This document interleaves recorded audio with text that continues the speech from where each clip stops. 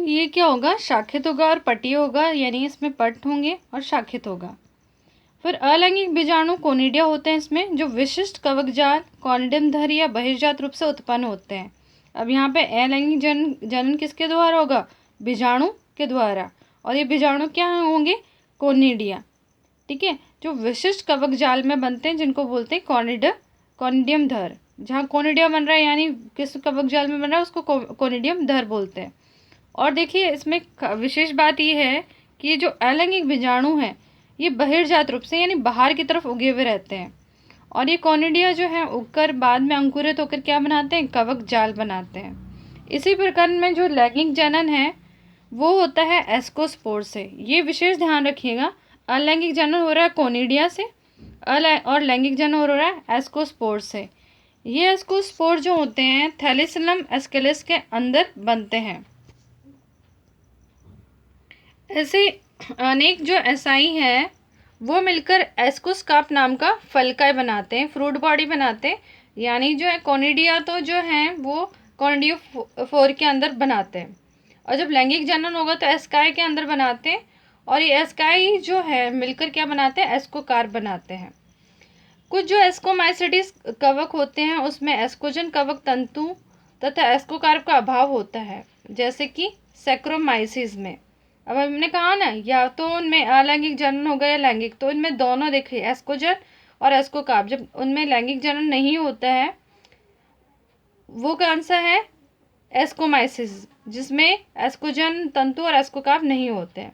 और कुछ में जो है एस्कोजन कवक तंतु और एस्कोकार्प उपस्थित होते हैं, वो कौन से हैं, एस्पिरिलस, कैल्विसेप्स और न्यूरोस्पोरा।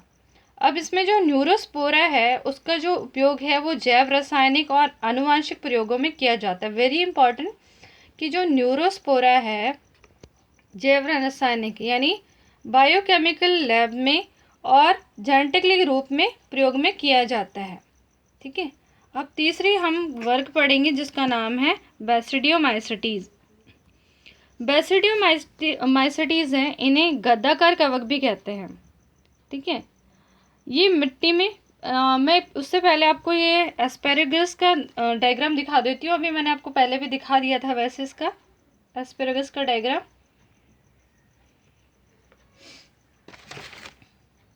ये था एस्पेरेगस का डायग्राम।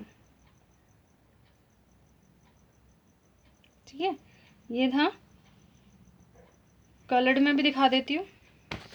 तो कलर्ड में ये वाला डायग्राम है। ठीक है, शायद क्लियर होगा, शैडो आ रही है।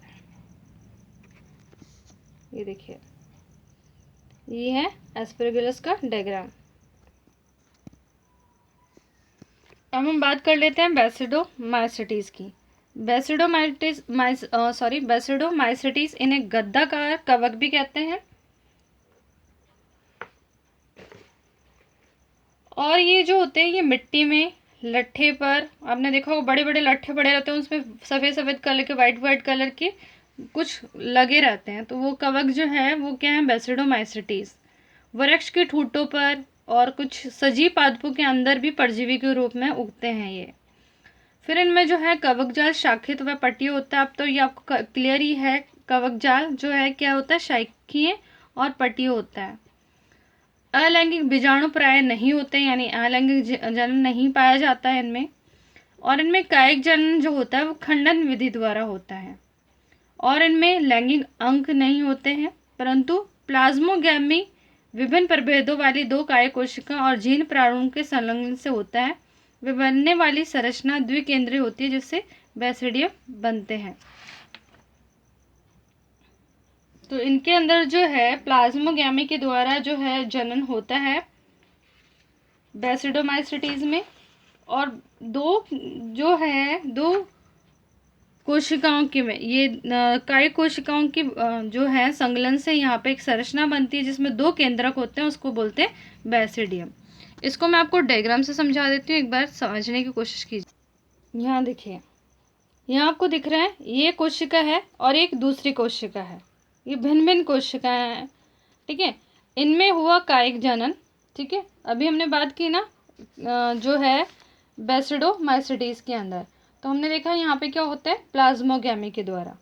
तो यहाँ देखिए, यहाँ पे इनमें संलग्न हुआ और संलग्न से आप देख रहे हैं एक जो है कोशिका बनी जिसमें क्या है, 2 केंद्रक है ना, 2 इसमें संलग्न है। और ये कैसा संरचना है, द्विकेंद्र, इसमें 2 केंद्रक हैं, इसको बोलते हैं बेसिडियम।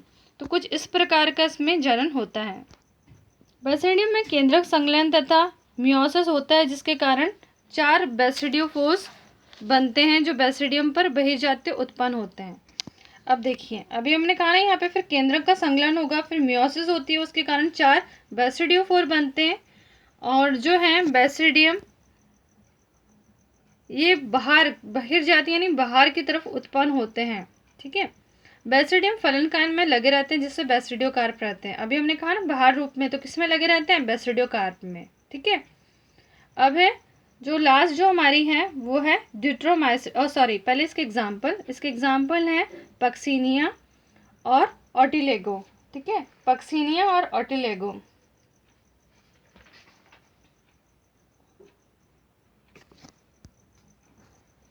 अब जो ये पक्सिनिया है, ये गेहूं के अंदर एक रोग उत्पन्न करती है जिसको बोला जाता है व्हीट रस्ट। ठीक है, व्हीट रस्ट। तो पक्सिनिया जो है, व्हीट रस्ट जो है वो रोग उत्पन्न करती है गेहूं के अंदर। इसका डायग्राम नहीं है मेरे पास। अब हम नेक्स्ट वर्क पढ़ते हैं जिसका नाम है ड्यूट्रोमाइसिटीज। ड्यूट्रोमाइसिटीज जो होते हैं इन्हें अपूर्ण कवक भी कहते हैं।